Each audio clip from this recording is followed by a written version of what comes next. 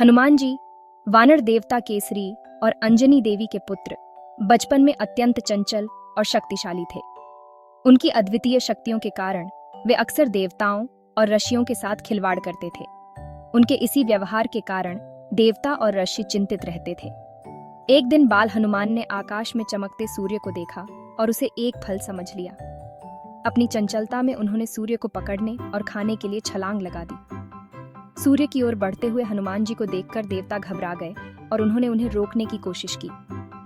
इंद्रदेव ने अपने वज्र से हनुमान जी पर प्रहार किया, जिससे वे मूर्छित हो गए और धरती पर गिर पड़े। यह घटना देखकर अंजनी देवी और अन्य वानरों में हाहाकार मच गया। सभी देवता और ऋषि हनुमान जी की चंचलता और उनकी अपार शक्तियों से चिंतित थे।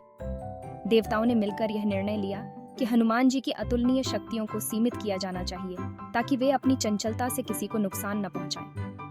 इसलिए ब्रह्मा जी ने हनुमान जी को यह वरदान दिया कि वे अपनी सारी विद्याएं और शक्तियां भूल जाएं और वे केवल एक साधारण वानर की तरह जीवन व्यतीत करें। ब्रह्मा जी ने हनुमान जी को आशीर्वाद दिया कि वे अपनी सारी शक्तियां और विद्याएं तभी याद कर सकेंगे जब कोई उन्हें उनकी दिव्यता और शक्ति का स्मरण कराएगा। इस तरह हनुमान जी अपनी शक्तियों को भूल गए और एक साधारण वानर की तरह रहने लगे। जब रामायण के दौरान श्री राम के सेवक के रूप में उनकी आवश्यकता पड़ी, तब जामवंत जी ने हनुमान जी को उनकी दिव्यता और शक्ति का स्मरण कराया। जामवंत जी के स्मरण कराने पर हनुमान जी ने अपनी सभी शक्तियों और विद्याओं को पुनः प्राप्त किया और श्री राम की सेवा में अपने अद्वितीय पराक्रम का प्रदर्शन किया।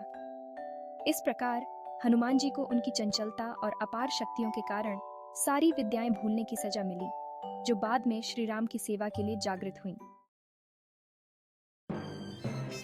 समय आने पर हनुमान जी को उनकी शक्तियों का स्मरण कराया गया।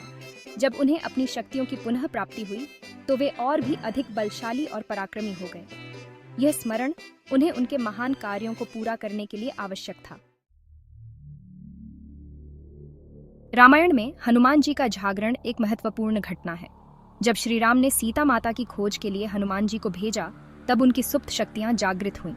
इस जागरण ने उन्हें अपने महान कार्यों को अंजाम देने में सक्षम बनाया।